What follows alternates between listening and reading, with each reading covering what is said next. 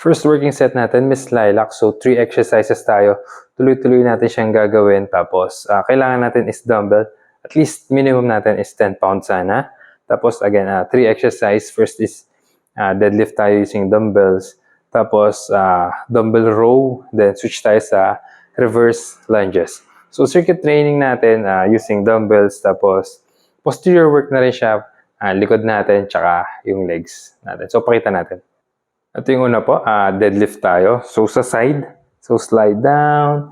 Inhale. Exhale up. So, shoulders back. As always. Hinge forward. Slide, bend sa knees. Slow, slow, slow. Then, quick up. Profile, pakita natin. Inhale down. Exhale up.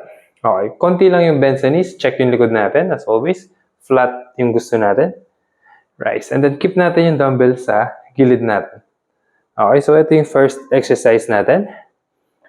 Tapos, dahan-dahan pababa yung timing. Inhale. Exhale up. So, 10 repetitions lang. Alright. 2 more. Okay, keep natin shoulders back. Lock yung spine. 1 more. Slow, slow, slow.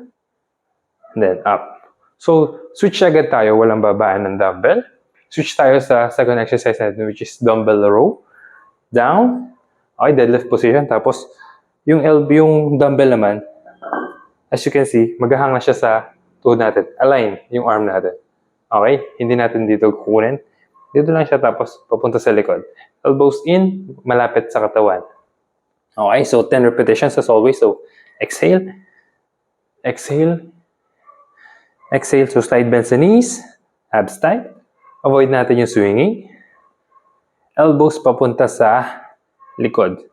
Really squeeze your back muscles. As always, 10 repetitions tayo as well. Last one. Okay, so 10. Tapos, switch na tayo sa last exercise natin, reverse lunges. So, move forward ng konti.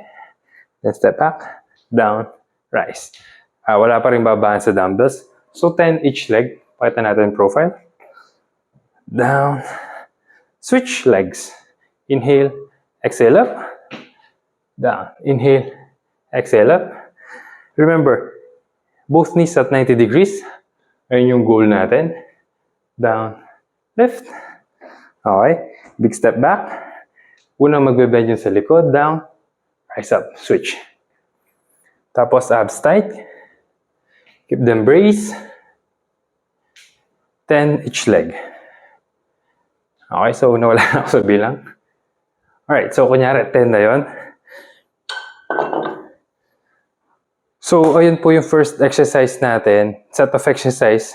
Tuloy-tuloy natin siyang gagawin. Tapos, yun, medyo tataas na yung heart rate natin. And then, maximum rest natin, sana is 2 minutes lang po. Okay? 30 seconds kung kaya. Tapos, round ulit tayo. Tapos, maximum natin is 2 minutes or 120 seconds. Tapos, minimum 4 sets. Okay? Minimum of 4 sets.